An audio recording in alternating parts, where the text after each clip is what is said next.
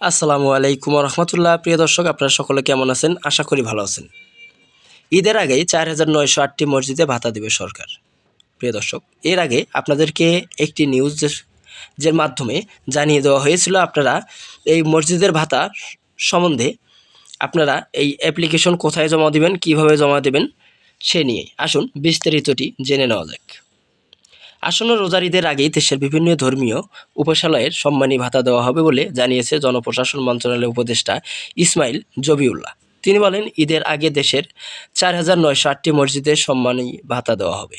এছাড়া 990টি মন্দির, 72টি বৌদ্ধবিহার ও 198টি গির্জায় দেওয়া হবে সম্মানী ভাতা। সাংবাদিকদের সঙ্গে মতবিনিময়কালে তিনি একথা বলেন। ইসমাইল জবিউল্লাহ বলেন, তারেক রহমানের নেতৃত্বে সরকার গঠন করার পর আমাদের নির্বাচনের ইস্তিহারে যে ঘোষণা দেওয়া হয়েছিল সেগুলো আমরা একে একে বাস্তবায়ন করার পদক্ষেপ নিয়েছি। আমাদের ইস্তিহার ঘোষণা করে হয়েছিল, প্রতি মসজিদে আমরা ইমাম সাহেব, মুয়াজ্জিন সাহেব, খতিব ও খাদেম সাহেবদের সম্মানী ভাতা দেব। একইভাবে মন্দির, প্যাগোডায় যেসব ধর্মীয় ব্যক্তিরা আছেন তাদেরও সম্মানী ভাতা দেবে। তিনি বলেন, যে হিসেবে আজ সিদ্ধান্ত হয়েছে আমরা সেই পাইলট স্কিম করব,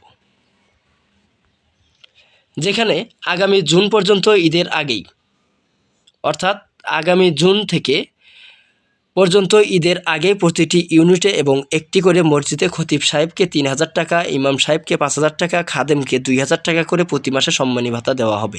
ঈদের সময় প্রতিজনকে 1,000 করে প্রতি মসজিদে 3,000 ঈদ বোনাস পে করব। তিনি আরও বলেন, পাইলট স্কিমে 4,900টি মসজিদে হবে ইউনিয়ন ও পৌরসভা মিলিয়ে।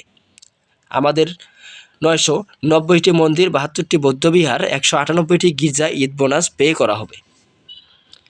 এটি পাইলট প্রকল্প। যখন এটি সারা দেশে গ্রহণ করা হবে তখন 4 লাখের উপরে চলে যাবে।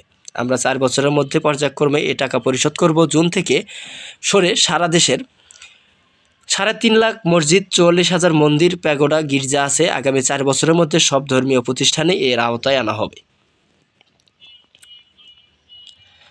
প্রিয় দর্শক, ভিডিওটি ভালো লাগলে অবশ্যই একটি লাইক, কমেন্ট, শেয়ার করে আমাদেরকে জানিয়ে যাবেন আপনাদের মূল্যবান কমেন্টসটি।